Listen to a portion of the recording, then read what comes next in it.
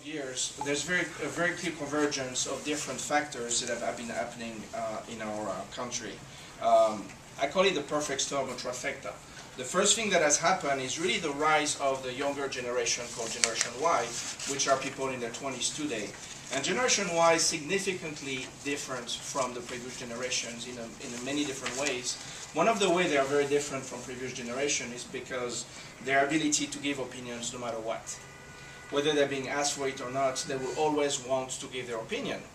When you take this desire to be different and have an outlet to voice those opinions, and you add that to the rise of technology and the adoption of technology we're seeing today, we have new online and technological tools that simply were not available before. And when finally you add, in the last year and a half, the effect of the recession, where for the company that do hire, it's even more important to hire the right person, then you basically come to that trifecta I was talking about, which is you really have to empower and have people using those tools to be successful in 2010. The way Facebook is being used today is very different from the way Facebook was used about a couple of years ago, because the early adopters of Facebook are not using it the same way that the majority of Americans are using it today. As you may know, in the last 9 months, more people over 30 years old are signing up and create a new account on Facebook than people under 30 years old. So if you believe still today that Facebook is a tool exclusively for the under 25 crowd, then that's not going to happen anymore.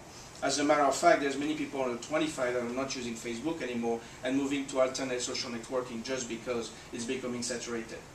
That being said, there's a lot of actions on Facebook, and we'll be talking at length about that. However, the reality of today is that 65% of employers are screening people online. What's interesting about that statistic is that employers are doing that at the very end of the process. AKA, we're about to extend an offer of employment to someone, and then we look for their profile online. The smarter employers are actually doing that as part of the process from the very beginning, because you can tell a lot, especially for young graduates. You can tell a lot about their ability to work for your company down the line based on the profile they have online today. There's very clear differences in the age group. Boomers and late Gen Xers, which are people over 35, do not behave online and do not leave the same kind of a trail as people under 25 or even people up to 28. What's interesting is that obviously, based on the different generations, more and more people that are younger are actually hitting the workplace now. So what used to be a minor issue 5 to 6 years ago now is really starting to be more mainstream.